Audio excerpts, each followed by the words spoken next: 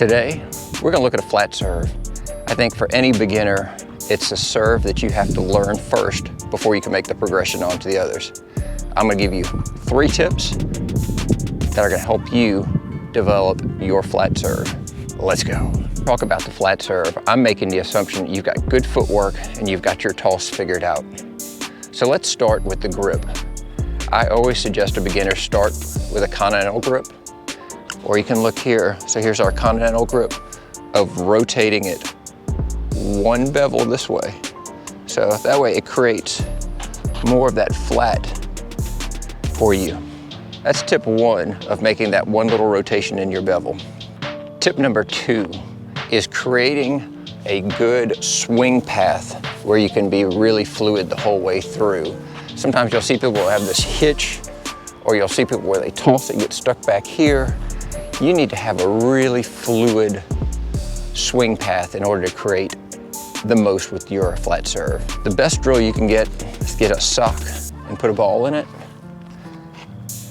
and really get that feeling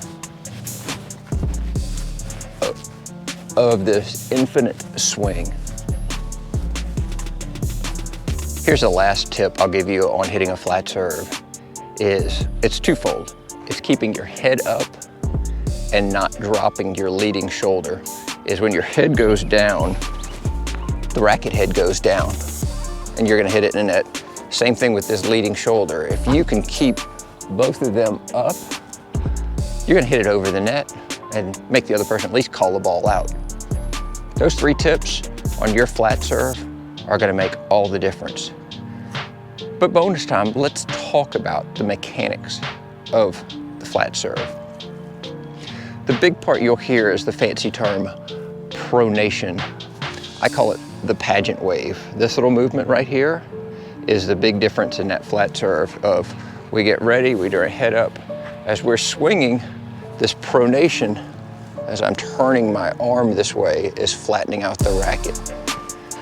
So that's all they mean by that. So as we're going through, we're gonna pronate and go through.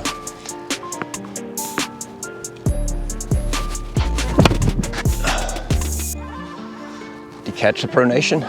A couple things I would never recommend is some people tell you to snap your wrist afterwards. Don't ever do that. You will cause so much damage to your wrist. You can accelerate your wrist to that point, but never that snap. That's just nothing but bad news for you.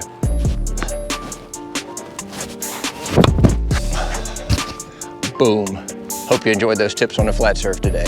Catch you next time on my video on how to hit a slice serve. I'm out.